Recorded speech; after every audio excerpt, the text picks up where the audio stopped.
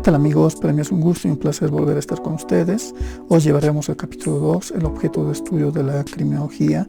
¿Qué estudia la criminología? ¿Cuál es el macroobjeto de estudio de la criminología? ¿Cuál es la finalidad de la criminología? Veamos como primer punto el delito como objeto de estudio de la criminología. El delito es muy importante en su estudio y es el objeto central para mí de la criminología. El delito, crimen, es parte de una sociedad. Es verdad que ha frenado el pleno desarrollo de la humanidad la delincuencia, pero es parte, es un bien dentro de una sociedad. El delito no es un fenómeno natural como una piedra, un árbol, es una construcción social en un determinado tiempo y lugar. El delito es un problema social con la cual se convive. Por más que queramos que no haya delincuencia, pues nunca va a existir la tasa de criminalidad 0.0, siempre van a haber hechos delictivos dentro de una sociedad, porque el delito te permite apreciar cosas que no apreciarías si no existiera el delito. A través de un delito, cuando vemos un hecho delictivo, apreciamos nuestra vida, apreciamos nuestra libertad, apreciamos el estar vivos todavía, el estar con nuestras familias. Es como una enfermedad. Uno no apreciaría su salud si no se presenta una enfermedad o una pandemia como lo que está sucediendo en la actualidad con el coronavirus. Así vemos cómo reacciona el Estado, la sociedad, la familia, la comunidad frente a la enfermedad, y esto une a las familias. Esto permite ver cómo reaccionan los líderes, cómo reaccionan los mecanismos de defensa que tiene el Estado. Lo mismo pasa en la criminalidad. El delito es como una llamada de atención que le hacen al Estado para que el Estado reaccione frente a la criminalidad. Muchos escuchan decir en los medios de comunicación: ahora hay más crímenes, ahora hay más delincuencia, ahora hay más homicidios. No es que haya más delitos, no es que haya más delitos, sino los delitos van evolucionando, van mutando. Cada vez están apareciendo nuevas formas de cometer hechos delictivos. El delincuente pareciera ser que está en su laboratorio planeando nuevas estrategias, nuevas formas de comisión de un hecho delictivo. Y la verdad, pues el delito es parte de una sociedad y muchas veces muy descarada la delincuencia. Cuando uno compra un periódico, ve en los periódicos los anuncios: se necesitan muchachas, se va a pagar, no sé, $100 por día. Pues está claro lo que está sucediendo ahí. El delito es muy descarado, inclusive pues ya se ha perdido la empatía, se ha perdido ciertos valores dentro de una sociedad.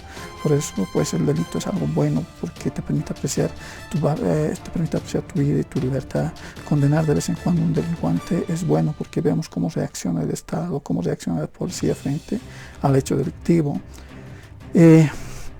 ¿Quiénes participan en un hecho delictivo? Está el autor, el infractor, el sujeto activo, y está la víctima, la que ha sido ofendida, el sujeto pasivo, la que ha sido ofendida por el delito, la que ha sido ofendida por el hecho delictivo, la que se ha vulnerado un derecho fundamental, un bien jurídicamente protegido, como dirían los juristas. Y todo esto, el delito se da en un escenario, en un lugar de los hechos, el escenario de crimen, como dicen, que ahora ya no es un lugar físico, que también puede ser el ciberespacio, puede ser un lugar con movimiento, etc. Entonces, en el hecho delictivo está el autor, la víctima y el lugar. Ahora, ¿qué es un delito? Desde el punto de vista jurídico de estos penalistas, han definido lo que es el delito. El delito, decía Franz Pons Liszt en el Tratado de Derecho Penal, el tomo 1 de 1885, decía: el delito es un acto culpable contrario al derecho y sancionado con una pena. Acto culpable contrario al derecho y en la cual se le sanciona la pena, pero todavía no define qué son las medidas de seguridad. Posteriormente ellos han definido Tomás Vives Antón, etcétera. Pero es una definición que ha aparecido y muy sencilla, ¿no? El delito es un acto culpable contrario al derecho y sancionado con la pena. Posteriormente, otro alemán, Edmund Mesmer, decía que el delito es una acción típica, antijurídica, culpable, punible. Es una acción porque es una acción humana. Los animales o el pensamiento no delinquen. Es la persona quien llega a cometer el hecho delictivo, la acción que se exterioriza. Y esa acción debe ser típica, debe estar tipificada, debe estar descrita dentro del Código Penal como conducta prohibida. Y antijurídica porque se estrella contra todo el ordenamiento jurídico. Es que no es solo que vulnere el Código Penal, también va en contra de la Constitución y otras leyes dentro del ordenamiento jurídico.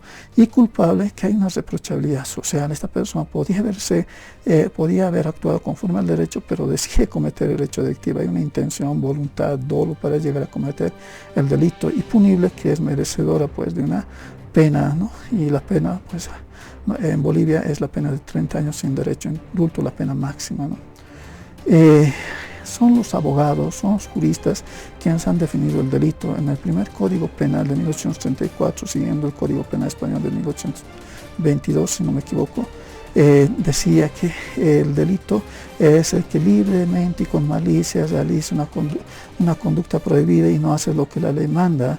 Esa definición sí lo teníamos en el primer Código Penal, pero con las reformas, en la reforma del 76, pues ya no hay una definición de delito en el actual Código Penal, porque esto generaría ambigüedad, generaría malas interpretaciones. Entonces, para los juristas, el delito es toda conducta prohibida y sancionada por la ley penal, en la cual están las penas y las medidas de seguridad. El delito siempre va a estar dentro de un código penal, en la parte especial donde van a estar descritos los delitos, primero contra el Estado, la seguridad externa, interna, contra el Estado, etc. En el Código Penal están descritos los delitos, pero eso no quiere decir que el criminólogo, para entender qué es delito, tenga que llamar a un jurista y decir, doctor, abogado, usted defíname si esto es delito o no es delito. Eso no es verdad. El criminólogo también tiene que conocer del Código Penal, del derecho penal. Para el criminólogo entiende de diferente manera. Entonces, el delito, quien crea el delito es el Estado. Quien crea el delito para utilizar la violencia legítima es el Estado. El derecho penal se crea para legitimar la violencia legítima del Estado. Si no hubiera derecho penal, el Estado podría matar, torturar al delincuente. El derecho penal, como se llama, es la carta magna del delincuente, porque es a través del delito que el juez puede juzgar. El juez no se puede inventar delitos o penas, tiene que hacerlo en base al derecho penal. Ahora, ¿quién se enfrenta con el hecho delictivo? Es la policía, ¿no? Quien se enfrenta con el delito y ve el delito en plena acción es la policía, que debe perseguir el hecho delictivo, también buscar la prevención del delito, pero por razones de tiempo, por falta de personal, falta de equipos, pues se dedica más a la persecución del delito, a dar seguridad y no tanto así a la prevención, porque realmente les falta personal. Muchas veces en materia criminalística, para esclarecer un delito es como un rompecabezas que solo se llega a entender cuando la última pieza encaja en su lugar.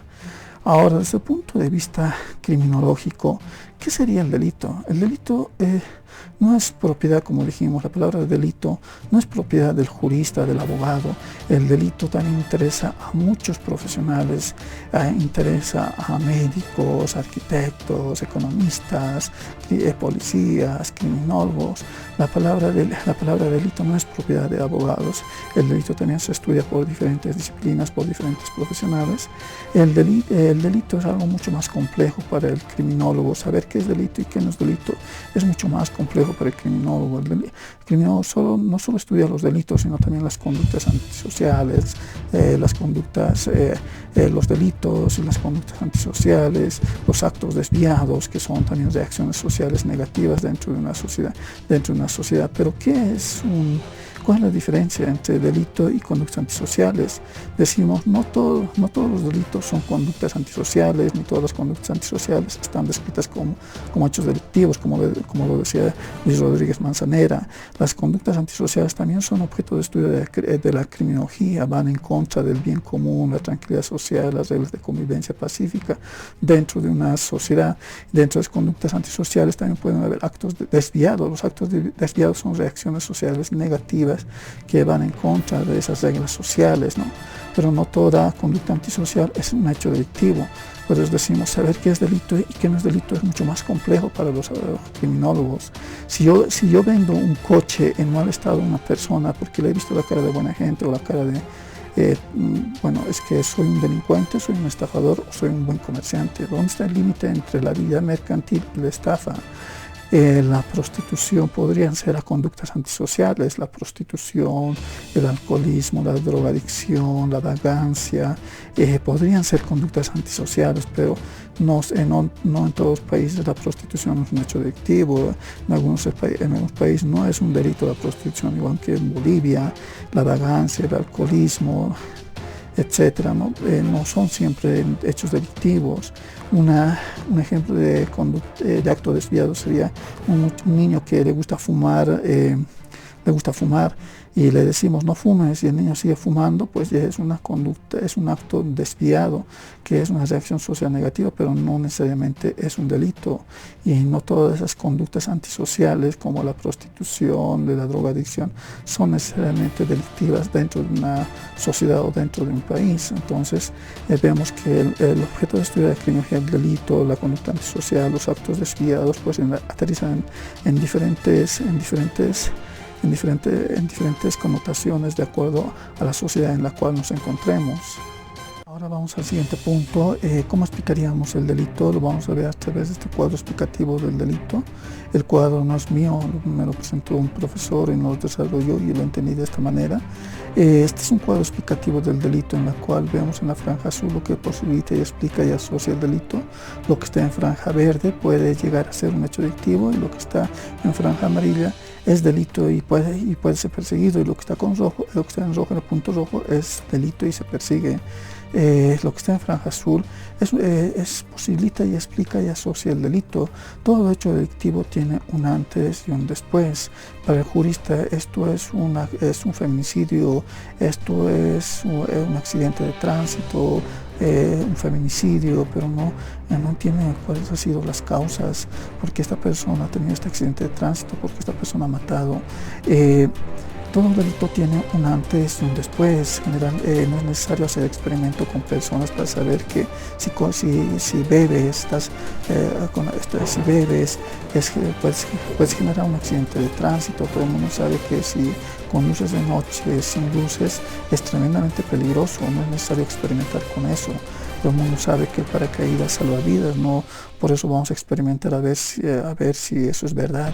Entonces, todo hecho delictivo va a tener un antes y un después. Porque una persona comete un asesinato, un feminicidio, es que hay que conocer también la historia, lo que ha sucedido. Algún político en mi país decía es que qué cosa habrá hecho la mujer para que el hombre sea violento, para que el hombre mate, y es que no es culpa de la mujer, es culpa de los dos, es culpa de la pareja, es culpa de la sociedad, es culpa del Estado, es culpa de las leyes que no garantizan todo esto, la tranquilidad social, el bien común dentro de una sociedad. Una persona que aguanta y de repente reacciona de diferente manera, es que todo el mundo, hasta la persona más tranquila, podría llegar a cometer un hecho delictivo. Yo recuerdo una película de Fritz Lang, Perversidad, que se estrenó en Estados Unidos, en la cual relata a una persona tranquila, contador, que es de profesión contador, casado, que se enamora de una persona joven, y la ambición, la lujuria, la pasión, el dinero son combinaciones fatales en las cuales la persona por ese amor que tenía esa persona mataba, robaba, etc. Entonces cualquier persona podría llegar a cometer un hecho delictivo. Por eso hay que estudiar el antes y el después del delito, ¿no? Lo que está en franja verde es delito, pero ese delito va cambiando según el tiempo y el lugar. Puede llegar a ser delictivo, ¿no? Ese delito puede llegar a ser delito en ciertos países y en otros países no. La prostitución es una conducta antisocial, pero la homosexualidad en algunos países sí es delito. La prostitución en algunos países de Estados Unidos es delito, en Bolivia y en otros países no es delito. La prostitución está reglamentada. La homosexualidad en algunos países árabes, Irán, Irak, etcétera, es un hecho delictivo, pero acá en Bolivia no es delito, no es delito la homosexualidad o la prostitución. Entonces, si yo cojo un libro, no sé, de un autor de criminología, de Antonio García Paz de Molina, no es autor muy conocido, otro autor, le pongo mi nombre, lo escribo, ¿seré un delincuente? Es que mucho depende del lugar y el tiempo en el cual se publique esa obra. Vender un coche en mal estado es un delito, sí, pero es una práctica común acá en Bolivia. Todo el mundo lo hace, te vende un coche en mal estado en la feria del 6 de julio, en otras ferias, pero no es un delito. En Alemania es un delito vender un coche en mal estado, pero acá en Bolivia no es un delito, es una práctica común. Entonces, hay conductas que sí pueden ser delitos en un país y en otros países, en otros lugares, no son delito.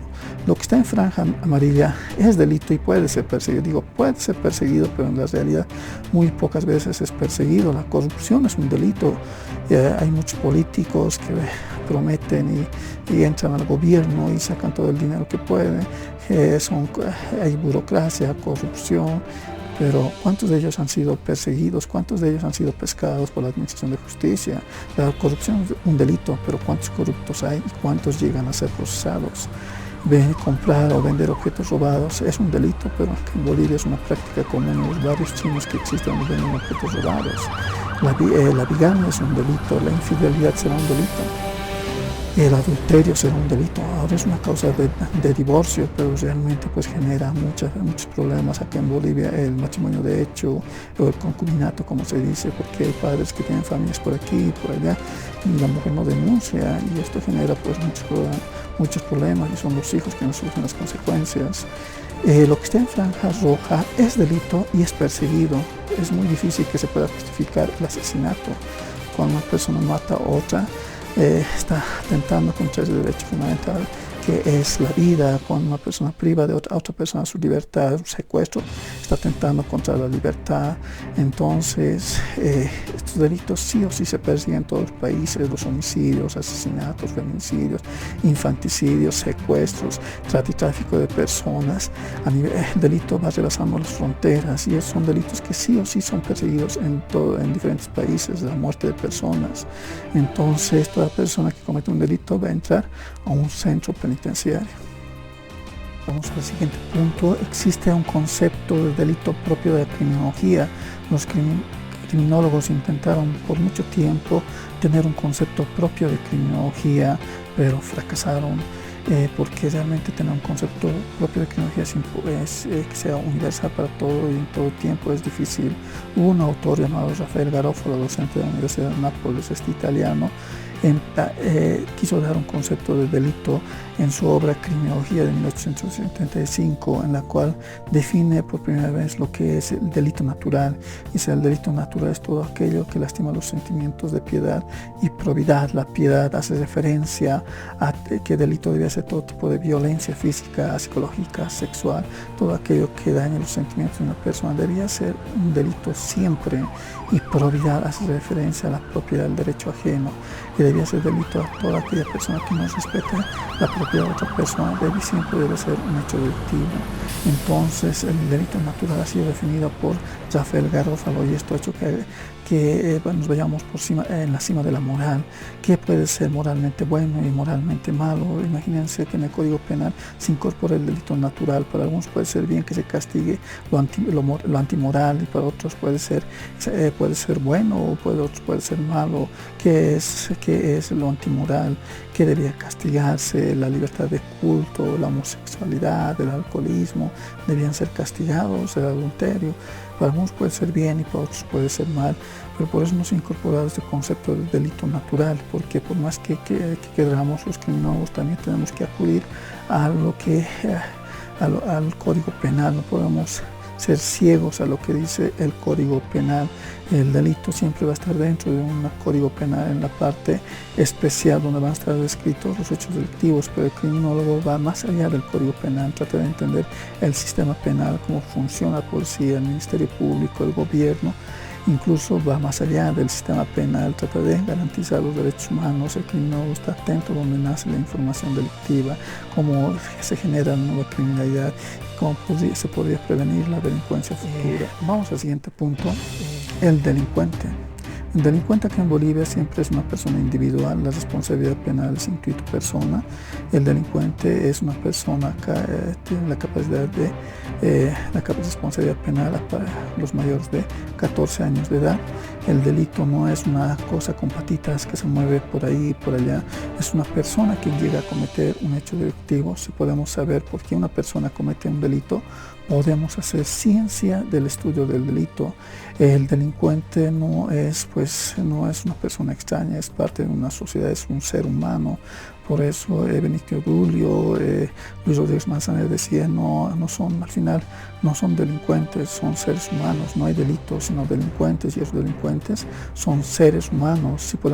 Son seres humanos. Acá en Bolivia son personas mayores a 14 años de edad. En otros países incluso llega de 12, incluso de 10 años de edad, ya tienen responsabilidad penal. Acá en Bolivia las personas jurídicas no llegan a cometer hechos delictivos. Es ese aforismo latino, ¿no? Societas delinqueren non postes, las sociedades no delinquen acá en Bolivia, siempre va a ser una persona mayor a 14 años que lesiona o pone en peligro un bien jurídicamente protegido. Entonces el delincuente es toda persona, ¿no? Es la acción humana la que llega a delinquir. Se puede saber cuándo una persona va a llegar a cometer un delito. Yo puedo decir a ciencia cierta, esta persona va a cometer el delito el día de mañana, simplemente mirando a esta persona.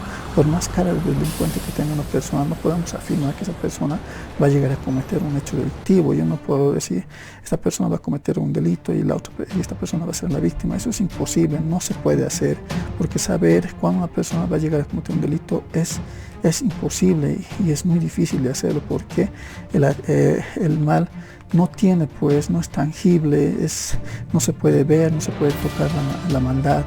Es difícil saber cuándo una persona va a llegar a cometer un hecho delictivo.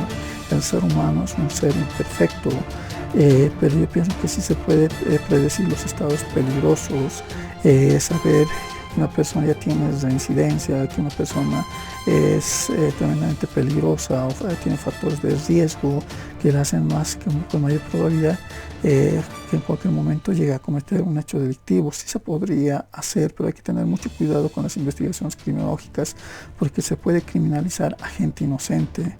Entonces el ser humano tiene virtudes y tiene defectos.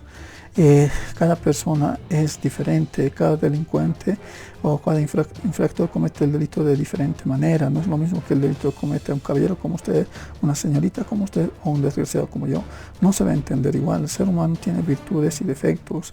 El delito es como un resfriado. Hay diferentes tipos de resfriados y no se puede saber cuál va a ser el tratamiento. Hay unas personas incorregibles, pero yo pienso que siempre una persona puede corregirse, que siempre va a haber un remedio para una determinada enfermedad, y es la cuestión de no rendirnos, para eso están los criminólogos. El ser humano tiene virtudes y defectos.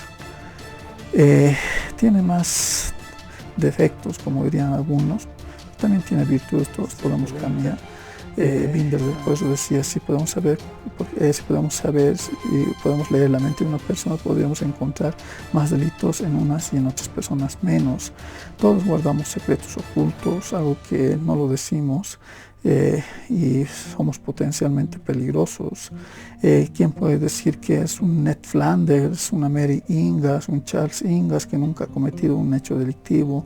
Eso es mentira. Todos callamos, todos tenemos secretos ocultos que las guardamos y podríamos hacer todo para guardar ese secreto. Entonces, el sistema lastimosamente no juzga igual a las personas.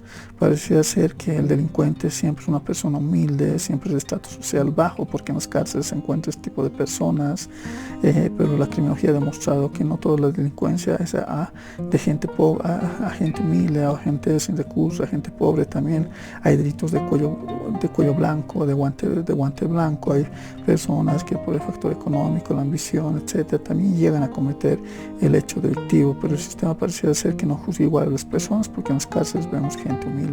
Punto 3, el concepto de victimología. ¿Qué es la victimología? Es autónoma, es parte de la criminología. Uno de los primeros conceptos de victimología, o el concepto que más me gusta, es de este autor, José Tamarit Zumay, este italiano.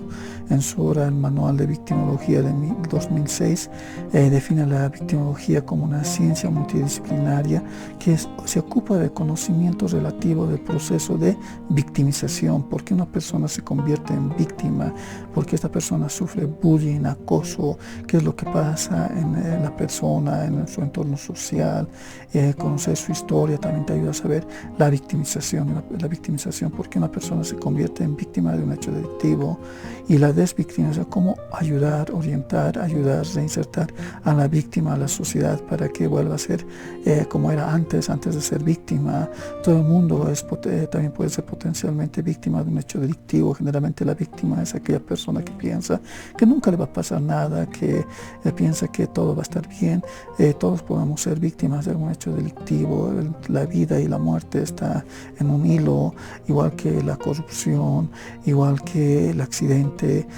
Solo Dios sabe en qué momento podemos ser víctimas de un hecho delictivo o sufrir un accidente. Por eso tenemos que apreciar nuestra vida, nuestra libertad que tenemos. Tamarit Sumaya también dice que estudia diversas dimensiones de victimización primaria, secundaria y tercera, que lo vamos a llevar posteriormente, y las estrategias de prevención, reducción y respuestas sociales, jurídicas, asistenciales, tendientes a la reparación, reintegración social de la víctima. Al igual que en criminología aquí trabaja un equipo interdisciplinario, en la victimología también hay ese equipo multidisciplinario en el cual los criminólogos tenemos también muchas cosas que decir, cómo ayudar a reinsertar a la víctima dentro de una sociedad, junto a trabajadores sociales, abogados, psicólogos, psiquiatras. Podemos ayudar a la víctima a reinsertarse dentro de una sociedad. Entonces, este es un concepto cabal para mí de victimología de Tamarit Sumaya. Ahora, ¿cuál es el concepto amplio y estricto de la victimología? Incluso hay más, ¿no? La victimología, desde un punto de vista, una concepción estricta, dice la victimología debía estudiar solamente a víctimas de hechos delictivos. Lo que interesa a la victimología, al derecho penal, a la criminología, siempre el estudio de víctimas de hechos delictivos. Desde la concepción estricta dice esto: la victimología solo estudia víctimas de hechos delictivos. Y desde la concepción amplia nos dice que la victimología debía estudiar víctimas no solo de hechos delictivos, sino también de víctimas fundamentales de catástrofes naturales, terremotos, maremotos, inundaciones, etc. Entonces, la victimología para mí es una evolución de la criminología, igual que la criminalística es la evolución de la criminología, también la victimología es una evolución de la criminología. Era parte de la criminología, pero hoy en día parecía ser que se está volviendo más autónoma. Hay congresos internacionales en Europa, no tanto en Latinoamérica, menos en Bolivia, sobre victimología o formas de prevención del delito. La victimología es una parte o rama todavía para mí de la criminología. Porque siempre vamos a estudiar hechos de violencia, hechos delictivos, el lugar de los hechos. El criminólogo está antes, durante y después del delito. Vamos a ver ahora al pionero de la victimología. La victimología se estudia científicamente, o la primera obra de victimología se da en el siglo XIX, con este autor que es Benjamin Mendelssohn, israelí.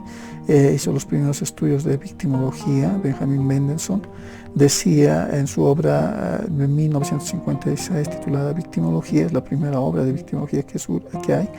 Se cree que esta persona ha dado esta palabra de victimología o la ha universalizado.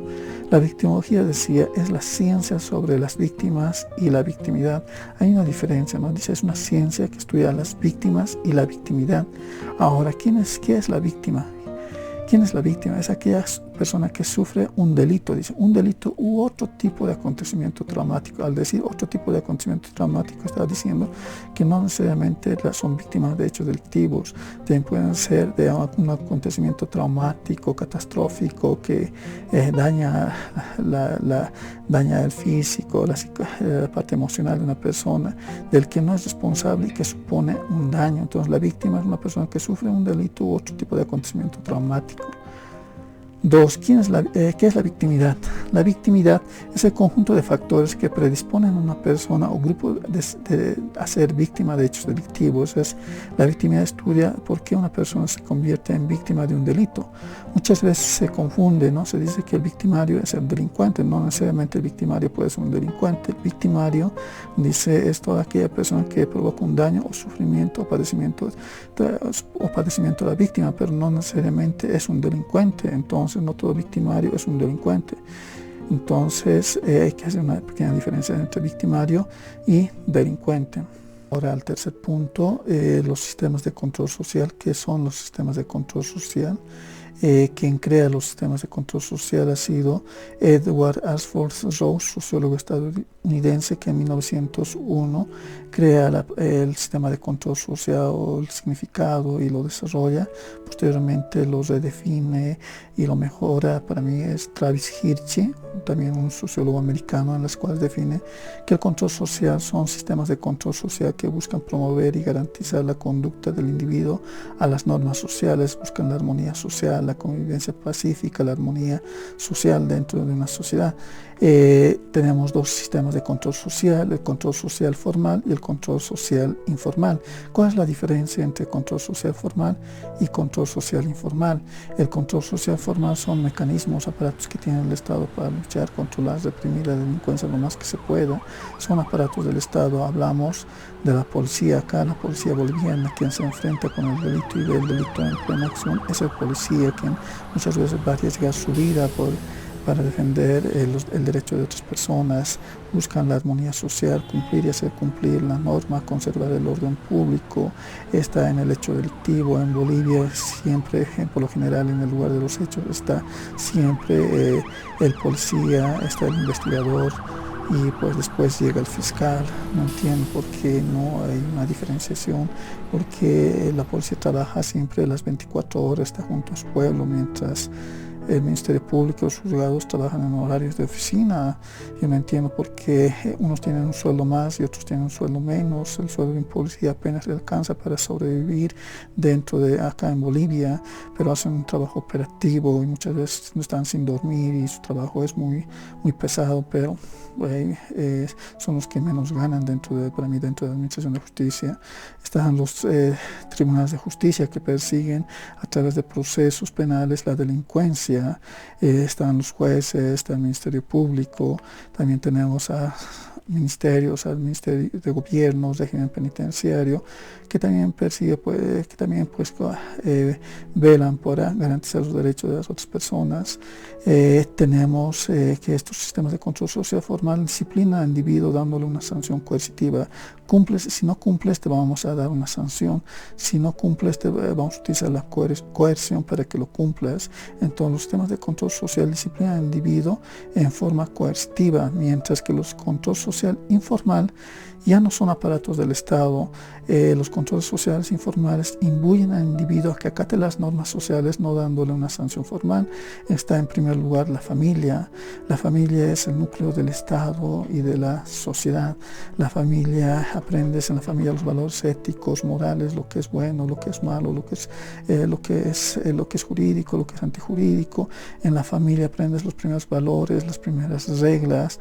La familia es muy importante dentro de una sociedad. Se cree que si una persona está más apegada a la familia es muy difícilmente que llegue a cometer un hecho delictivo, pero cada familia es un mundo. No todas las familias están compuestas por los padres, algunos viven con los tíos. Cada familia es un mundo. Hay familias disfuncionales, familias conflictivas, familias violentas, donde pagan pues lastimosamente son los niños. Los niños son como una esponjita que van absorbiendo lo bueno, lo malo, a través de la imitación, a través de esa educación que se percibe en la familia. Y la familia es un factor muy importante y los padres son responsables de los actos de los niños, porque ellos están formando a los ciudadanos que en un futuro pueden ser hombres de bien, como pueden ser personas muy conflictivas dentro de una sociedad. El número de orden de los hijos también influye. El ser hermano mayor conlleva mayor responsabilidad. El hermano menor prolonga su infancia durante mucho más tiempo. La familia es un factor importante, por eso debe haber políticas públicas para fortalecer la familia. Incluso el padre debe estar más con los hijos y no tanto en el trabajo, porque al final el niño es como una esponja que va formándose en la familia. También en segundo lugar tenemos la escuela, las universidades, que es nuestro segundo hogar. En la escuela aprendemos que esto es luz roja, esto es luz verde, esto es bueno, esto es malo, esto es delito, no es delito. Sería bueno que se estudie la criminología en las escuelas, en los colegios, pero no se estudia todavía, ¿no? En la escuela, la universidad es nuestro segundo hogar, como dijimos. Aprendemos también, la educación es muy importante en la formación de una persona, porque si una persona conoce sus derechos desde muy niño va a poder identificar a su posible agresor en el futuro, va a saber lo que es lo bueno y lo que es lo malo. Parecía ser acá en Bolivia que la corrupción pues es una práctica común y se cree que pues toda persona acá en Bolivia es corrupta y eso no es verdad. Hay muchas personas honestas. Entonces eso es por la falta de educación, ¿no? Porque al final tiene que uno identificar lo bueno y lo malo. También estábamos en tercer lugar, está el grupo de padres o amigos. Las amistades son muy importantes en el entorno social. Hay personas que no hacen nada si están solas, pero cuando están con los amigos sí se atreven a hacer algo. Se cree que el delincuente por sí solo no llegaría a cometer un delito. Es que cuando tiene un grupo o una pandilla juvenil, llega a cometer hechos delictivos, porque cuando está con su grupo de amigos piensa que no le va a pasar nada, piensa que nunca va a ser descubierto. Entonces el grupo de padres, las amistades, influyen mucho en el comportamiento de una persona. Hay personas que dicen: no tengo familia, no tengo educación, pero con el grupo de amigos he encontrado otra familia, y esto pues genera conflictos dentro de una sociedad. Entonces los controles sociales informales pues tratan de interiorizar al individuo, darle pautas de conducta, no dándole una sanción formal, sino una sanción social, escarmientos. Moralmente tratan de castigar a la persona para que rectifique y cambie pues su comportamiento. Entonces el control social, existen dos: control social formal y control social informal. Ahora, decimos que el control social es muy selectivo y discriminatorio. Pongamos un ejemplo de dos niños que roban un flash memory en una tienda. Si el niño que tiene papá y mamá, no va a pasar nada. El papá va a decir cuánto cuesta y paga el flash memory. Pero el niño que no tiene dinero, pues la justicia se va a enseñar con ese niño, ese joven, ese adolescente, porque al final va a tener antecedentes policiales, va a tener antecedentes judiciales. Lo mismo pasa con un jarrón. Si yo rompo un jarrón de una galería, de una tienda, si tengo mucho dinero, voy a decir cuánto cuesta y lo pago, porque al dueño le conviene que vuelva otro día. Pero si no tengo dinero, me van a llevar a la cárcel. Entonces el control social es selectivo y discriminatorio, y el sistema es muy hipócrita. Dice proteger unas cosas y protege otras cosas. Dice tratamos de una manera y nos trata de otra manera. El principio de igualdad existe, pero parece ser que unas son más y otras son menos, y estas son verdades no solo acá en Bolivia, sino en todo el mundo. Entonces es mucho mejor que estos problemas o estos hurtos pequeños o delitos menores los resuelva pues la familia. Es mucho mejor que el padre castigue a que lo castigue pues el control social informal, porque dándole una sanción, obtener antecedentes policiales, estás ya castigando al niño, inconscientemente estás generando en el niño de que es un delincuente. Es mucho mejor que el padre castigue, que el padre dé una sanción al hijo. Bueno, para mí ha sido un gusto y un placer estar con todos ustedes. Les pido que me sigan acompañando en próximos videos. Muchas gracias. Hasta luego.